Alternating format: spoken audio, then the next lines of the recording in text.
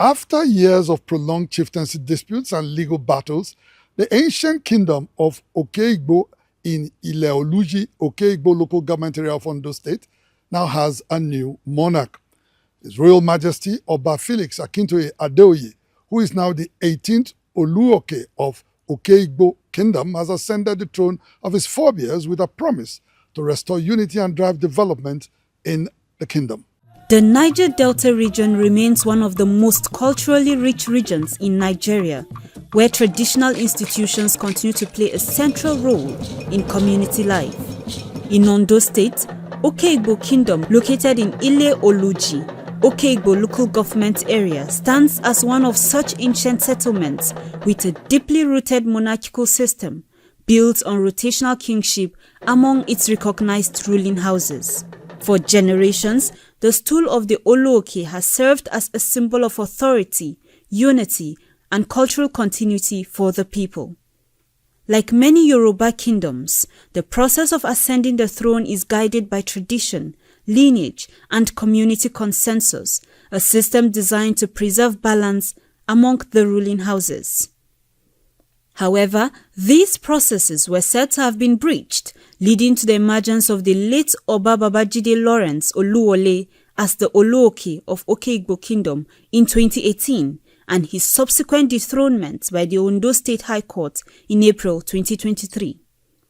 About 3 years later, in April 2026, Oba Felix Akintoye Adeoye was crowned and coronated as the new Oluoke of Oke-Igbo Kingdom.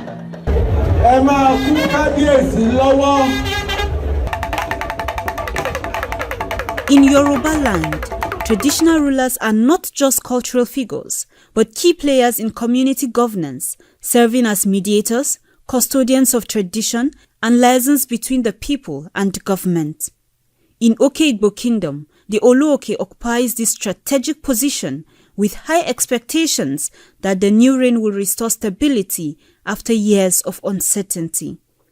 His choice as our king is going to bring a lot of development to Oke-Igbo in particular, Ondo State, and Nigeria as a whole. He's an expert in national development.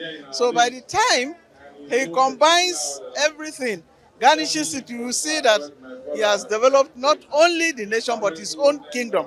He's a man of integrity. He's somebody that got to the peak of his career before he even became a king. It's an asset to us in Oke-Igbo. And what is happening in Oke-Igbo now is a testament that Oba Adeoye Akintoye is the person that Oke-Igbo wants.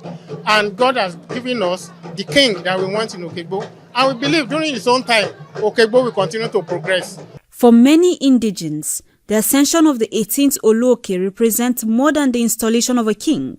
It symbolizes the end of years of division and the beginning of a new chapter of unity, peace, and progress. Remember to subscribe to our YouTube channel at NDN TV Nigeria.